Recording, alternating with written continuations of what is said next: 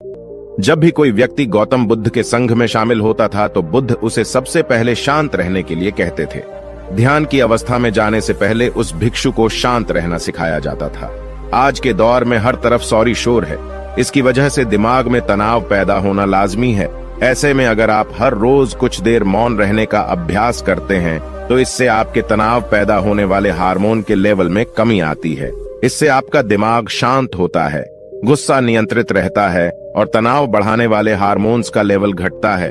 आज के इस वीडियो में हम जानेंगे कि किन मौकों पर हमें शांत रहना है और किन मौकों पर हमें बोलना है और शांत रहने से हमारे अंदर क्या बदलाव आ सकता है। दोस्तों, संध्या काल का समय था। गुरु अपने सभी शिष्यों को बुलाते हैं और कहते हैं, कल सुबह सब लोग नदी में स्नान करने के बाद तुरंत हमारी कुटिया के सामने उपस्थित हो जाना। सभी इसी से हैरान रह जाते हैं कि हम लोगों ने कुछ गलती की है क्या, लेकिन गुस्से से यह कहते हैं कि हो सकता है कि गुरुजी कल सुबह कुछ अच्छी बात बताने वाले हैं। सब लोग रात को सही समय पर सो जाते हैं और सुबह उठकर सभी लोग नदी में स्नान करने के बाद वापस गुरुजी के सामने उपस्थित हो जाते हैं। गुरु कहते हैं, आज हम तुम सबको चुप रहने के फायदे के बारे में बताऊंगा। गुरु कहते हैं, 10 मौके जहां पर चुप रहने से होता है लाभ और बोलने से नुकसान। गुरु कहते हैं, अगर आप इन 10 मौकों पर शांत हो गए यानी मौन हो गए तो आप जो चाहेंगे वही मिल जाएगा। आपकी जिंदगी में चमत्कारिक बदलाव शुरू हो जाएंगे। जरूरत से ज्यादा बोलना या चुप रहना दोनों ही अच्छी बात नहीं है। जैसे जरूरत से ज्यादा बारिश हो जाना या फिर धूप दोनों ही दिक्कत देती है, उसी तरह अनावश्यक बोलने से भी काफी नुकसान होता है। गुरु कहते हैं कि पहला ऐसा मौका जहां पर व्यक्ति को चुप रहना चाहिए, बिना तथ्य के ना बोले। गुरु ने कहा, अगर आपके पास कोई तथ्य नहीं है तो वहां चुप रहने में ही भलाई है। चुप बैठने से दिमाग में नई कोशिकाओं का निर्माण होता है और इससे ज्ञान की वृद्धि होती है। बोलने में भलाई वही है जहां आपको किसी चीज के बारे में पूरा ज्ञान हो। अगर आप बिना तथ्य के कहीं बोलते हैं या फिर बेवजह बोलते हैं तो आपका वहां मजाक भी बन सकता है। अगर आपके पास पर्याप्त जानकारी नहीं है, ऐसी जगह पर बोलने से आपका मजाक तो बनी रहेगी, साथ ही साथ लोगों का भरोसा भी आपसे उठने लगेगा। इसलिए ऐसी जगह पर शांत रहो जहां तुम्हें पता ना हो कि क्या बोलना है क्या नहीं। कई बार कुछ लोग ऐसे होते हैं जो हर जगह अपनी उपस्थिति बताने लगते हैं। उन्हें पता नहीं होता है कि हमें क्या बोलना है, लेकिन फिर भी बोलते जाते हैं और फिर बाद में दूसरे लोग उनके जाने के बाद उनका मजाक उड़ाते हैं। जब तक आपको उस तथ्य के बारे में अच्छा ज्ञान नहीं है, उसके बारे में पता नहीं है, तो वहां चुप रहना ही ज्यादा समझदारी है। गुरु ने कहा, दूसरा ऐसा मौका जहां पर व्यक्ति को चुप रहना चाहिए। शब्दों से न पहुंचे ठेस। अगर आपके शब्द किसी को मानसिक ठेस पहुंचा रहे हैं तो वहां चुप हो जाना चाहिए। कमजोर व्यक्ति के बारे में कुछ भी बोलकर आप महान नहीं बन सकते हैं। महान आप किसी कमजोर का साथ देने में बनेंगे। कई बार होता है कुछ लोग अपने से छोटे व्यक्ति को भला बुरा कहते रहते हैं। सामने वाला इंसान तो कद से आपसे छोटा है, वह आपको कुछ नहीं बोलेगा, लेकिन आप उसकी नजरों में गिरते चले जाएंगे। हो सकता है कि कल वह भी आपसे पद में बड़ा हो जाए।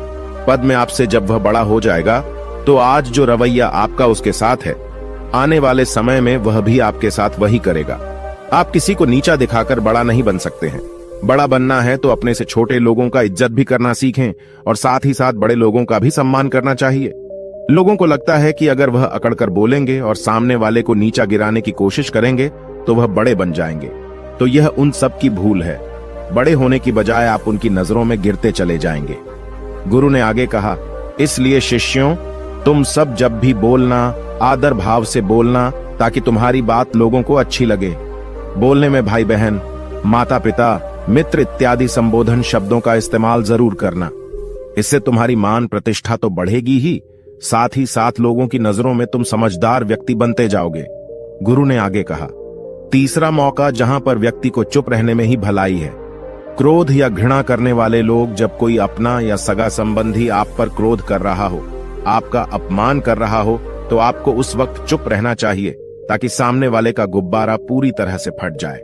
आप यदि सही हैं तो उसे कतई माफीनामा गए और चुप रहकर ही सही समय का इंतजार करें।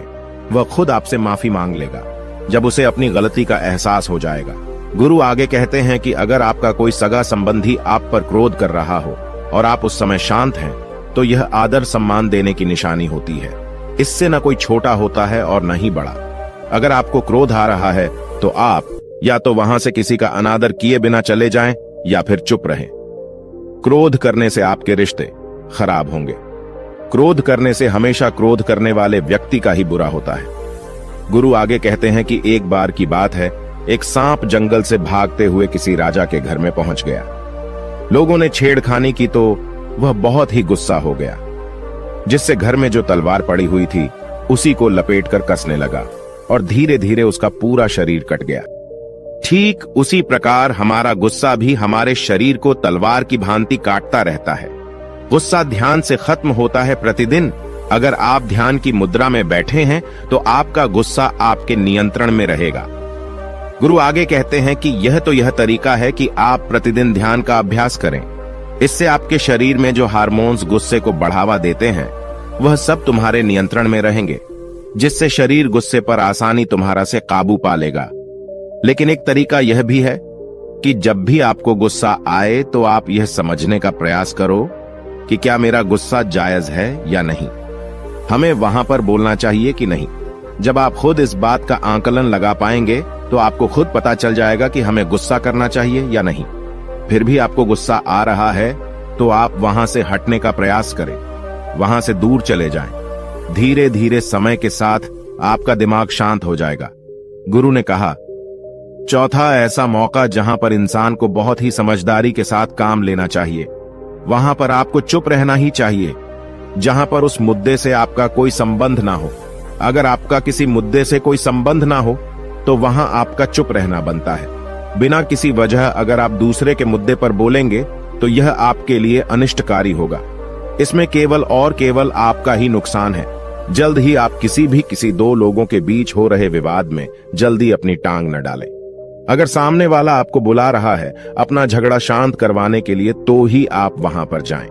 किसी की व्यक्तिगत जिंदगी में दखल अंदाजी नहीं देनी चाहिए जब तक कि वह व्यक्ति आपको नहीं बुलाता है। अपने झगड़े को शांत करवाने के लिए कुछ लोग फालतू में दूसरे के विवाद में कूद पड़ते हैं। इससे उनके मान सम्मान मर्यादा पर लोग उंगली उठाने लगते हैं। गुरु कहते हैं कि 10 मौकों में 5वां ऐसा मौका जहां पर व्यक्ति को बहुत ही समझदारी के साथ चुप रहना चाहिए। आपके शब्दों से किसी मित्र को हानि न पहुंचे। अगर आपके शब्द सामने वाले के परिवार या मित्रों की प्रतिष्ठा के बारे में बुरी झलक दिखा रहे हैं तो आपको चुप रहना चाहिए। किसी के परिवार या फिर मित्र के बारे में बुरा बोलने से केवल आप ही बुरे बनेंगे। जो चीज आसानी से खत्म की जा सकती है उसे अपने शब्दों से बड़ा न करें। बिना चिल्लाए बात करने का प्रयास करते रहना चाहिए। अगर आप बिना चिल्लाए कोई बात नहीं कह सकते तो आपका चुप रहने में ही भलाई है। किसी पर चिल्लाने से आपके व्यवहार के बारे में पता चलता है। ज्यादा बोलने से चीजें हमेशा खराब ही होती हैं। कई बार कुछ रिश्ते ज्यादा तेज बोलने की वजह से टूट जाते हैं। इसलिए अपनी आवाज में मीठापन लाएं। आपके शब्दों से आपके दोस्त को हानि नहीं पहुंचनी चाहिए। कभी कभी दोस्तों के जब हम मजाक हैं तो रहे कि आपके शब्दों से किसी का अनादर ना हो। मजाक को भी हमेशा शब्दों के मायने में ही रखें। जहां किसी को शब्दों से चोट लगे वहां चुप हो जाएं। ज्यादा बोलने से हमेशा नुकसान ही होता है। किसी और की प्रतिष्ठा को अपने शब्दों के माध्यम से उसे हानि नहीं पहुंचानी चाहिए। यदि आपके शब्दों से किसी और की प्रतिष्ठा को ठेस पहुंच रही है तो वहां आपको चुप हो जाना चाहिए। जब कोई व्यक्ति आपके सामने नहीं है तो आप उस व्यक्ति के बारे में बुरे शब्द किसी तीसरे व्यक्ति के सामने न बोलें। गुरु कहते हैं, छठा मौका जहां पर व्यक्ति को चुप रहना चाहिए, जब कोई कर रहा हो किसी की बुराई। जब कोई आदमी आपके सामने किसी तीसरे आदमी की बुराई कर रहा हो तब तुम्हें चुप रहकर बस सुनना चाहिए। अपनी राय व्यक्त नहीं करना चाहिए, क्योंकि जो आज आपके सामने किसी तीसरे की बुराई कर रहा है वह कल किसी और के सामने आपकी बुराई भी कर सकता है। यदि आपने कुछ कहा है तो नीति शास्त्र के अनुसार जो अपने मुंह को बंद रखता है और बुद्धि से काम करता है वही इंसान समझदार होता है। बिना जरूरत के बोलना, किसी के बारे में किसी के बीच में बोलना यह गलत बात है। कभी कभी हमारे लिए बुद्धिमानी इसी में होती है कि हमें अपना मुंह ऐसी जगह पर नहीं खोलना चाहिए। गुरु आगे कहते हैं कि 10 मौकों में 7वां ऐसा मौका जहां पर व्यक्ति को चुप रहना चाहिए, जब कोई नहीं समझे आपकी भावना। यदि आपको लग रहा है कि कोई व्यक्ति आपकी भावना, दुख या परेशानी को शब्दों में नहीं समझ रहा है, यदि आपको लग रहा है कि सामने वाला व्यक्ति आपकी भावना या दुख को या आपकी जो परेशानी है उसको वह समझ नहीं पा रहा है या समझने का प्रयास ही नहीं कर रहा है या वह आपको ध्यान से सुन ही नहीं पा रहा है, तो ऐसे व्यक्ति के सामने आप चुप ही रहें। क्योंकि ऐसे लोगों को आपकी भावना या दुख से कोई मतलब नहीं होता है। ऐसे लोगों को अपना राज बताकर आप पछताएंगे ही बाद में। इसलिए हर किसी को अपने मन की बात नहीं बतानी चाहिए। अगर आपको लग रहा है कि सामने वाला आपकी बात को नहीं समझ पा रहा है, आपकी भावनाओं को नहीं समझ पा रहा है, तो वहां पर आपको नहीं बोलना चाहिए, क्योंकि आज में आपका मजाक ही बन जाएगा जब आपको लगने लगे कि सामने वाला आपकी भावनाओं को ठीक तरीके से समझ रहा है। आप जो कह रहे हैं वह ठीक से सुन रहा है, तभी आप उसे अपनी बात कहें। गुरु कहते हैं कि 8वां मौका जहां पर आपको चुप रहना चाहिए, जब कोई इंसान अपना दुख व्यक्त करे। यदि कोई इंसान अपने दुख या परेशानी को आपको बता रहा है, तो इसका मतलब यह है कि वह आपको अपना समझ रहा है। ऐसे में तुरंत ही उसे समाधान बताने के बजाय चुप रहकर उसके दुख या समस्या को सुने। उसके दुख या समस्या को किसी और को न बताएं। वह इसलिए नहीं बता रहा है कि उसकी समस्याओं का समाधान कर देंगे, बल्कि वह इसलिए भी बता रहा है कि सामने वाला उसकी बात को समझ रहा है। कई बार बताने से दुख कम हो जाते हैं। आपको अपना दुख इसलिए बता रहा होगा कि उसे लग रहा है कि आप उसकी बात को समझ रहे हैं। दुख बांटने से कम हो जाता है। इसलिए जब कोई व्यक्ति अपना दुख आपसे व्यक्त करे, तो आप चुप मारकर उसकी बात को बहुत ही ध्यान से सुने, ताकि उसके दुख कम हो जाएं। उसके मन का बोझ हल्का हो जाए, क्योंकि उसके मन में जो भी बातें थीं, वह आपको सब बता दिया। गुरु आगे कहते हैं कि 10 जगहों में 9 ही ऐसी जगह जहां पर आपको चुप रहना चाहिए। जहां पर दुष्ट प्रकृति के लोग रह रहे हों और गाली गलौज कर रहे हों, तो आप वहां पर मत जाइए। ऐसी जगहों से आप चुपचाप निकल जाएं, अर्थात अपनी प्रतिक्रिया दिए बिना आप वहां से चले जाएं, क्योंकि जिसकी जुबान खराब होती है, जो दुष्ट प्रकृति के लोग होते हैं, उनको आप ऐसे समय में नहीं समझा सकते हैं। जब उनका दिमाग पूरी तरह से शांत हो जाए, तभी वह आपकी बात सुनेंगे। इसलिए जहां पर दुष्ट प्रकृति के लोगों आपकी बात को न मानते हों और न ही सुनते हों, तो आपको वहां पर नहीं बोलना चाहिए। गुरु कहते हैं कि 10 माह ऐसा मौका जहां पर आपको शांत हो जाना चाहिए। अपनी सफलता का राज हर किसी को न बताएं।